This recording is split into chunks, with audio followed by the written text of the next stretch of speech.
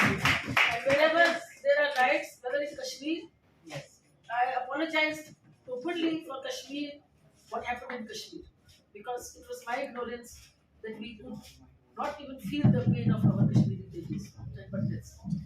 So many prime ministers have seen that, so I think everybody is responsible for what happened in Kashmir. Not Congress, not BJP, not anybody. That is good that now it's coming up. देखिए, मैं हूँ नई दिल्ली के constitution club of India में। यहाँ पर एक meeting रखी गई है जिसमें महिलाओं की हिस्सेदारी राजनीति में जिस प्रकार से संख्या महिलाओं की है उस प्रकार से राजनीति में हिस्सेदारी नहीं है।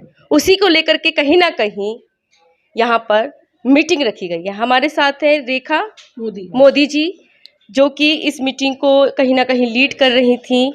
मैडम, आज जो आपने मीटिंग रखी थी, इसका मेन उद्देश्य क्या है? नमस्कार, मैं स्त्री शक्ति द पैरेलल फोर्स की फाउंडर हूँ, संस्थापक हूँ। मैं 30 वर्ष से संघर्षरत हूँ स्त्रियों को भागीदारी दिलाने के लिए राजनीति में। 12 वर्ष पूर्व 2010 में जब राज्यसभा में बिल पास हुआ, वुमेन रिजर्वेशन बिल, तो हम लोगों को उम्मीद बन गई कि शायद स्त्रियों की भागीदारी रिजर्वेशन के माध्यम से बढ़ जाएगी। आज 12 वर्ष पश्चात मैं आपको एक कहना चाहूँगी कि लोकसभा और राज्यसभा में भागीदारी रिजर्वेशन के माध्यम से हमें नहीं मिलेगी। हमें एक नई सोच चाहिए। वही नई सोच का आज प्रारंभ हुआ है। हम ये कह रहे हैं कि हमें विधानसभाओं में वो दे दीजिए रिजर्वेशन, क्योंकि एक नेचुरल चीज़ है। आपने पहले पंचायत में दिया, नगर निगम में दिया, तो अब विधानसभा में देना एकदम नेचुरल है। तो अगर हमें विधानसभा में मिल जाती है, क्योंकि देखिए भारतवर्ष का जो प्रतिशत है स्त्री सशक्तिकरण का, पॉलिटिकल सशक्तिकरण, तो लोकसभा में 14.6% है, राज्यसभा में 11.5% है, परंतु विधानसभाओं का एवरेज 6 से 5% है। और ऐसी भी कई स्टेट्स हैं जहाँ पे 0% है। तो विधानसभाओं की मांग हमने आज उठाई है।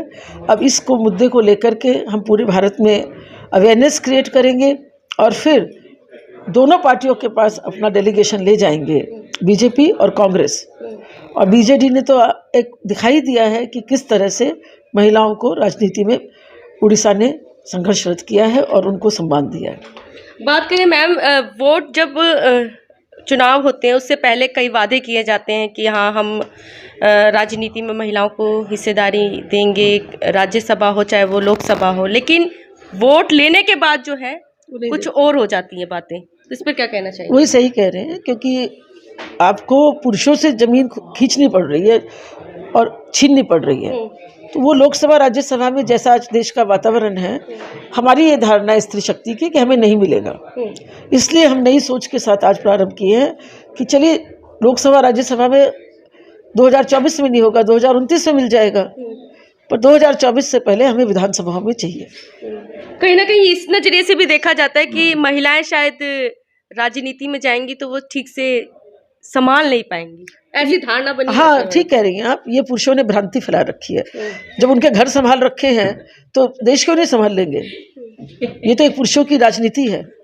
जब हमने उनके घर संभाल रखे हैं, और सबसे बड़ी क्रांति जो भारत में हुई है, जो आपको समझनी चाहिए, शिक्षा क्रांति हुई है। और शिक्षा क्रांति को किसने लीड किया है? औरतों ने। जी मैम। तो इसलिए इंदिरा गांधी की बात करें तो इंदिरा गांधी जी ने, हाँ, इंदिरा जी आई थी, उन्होंने अच्छा काम किया। आज बांग्लादेश बनाया, हम कैसे इसको कहेंगे कि नहीं बनाया?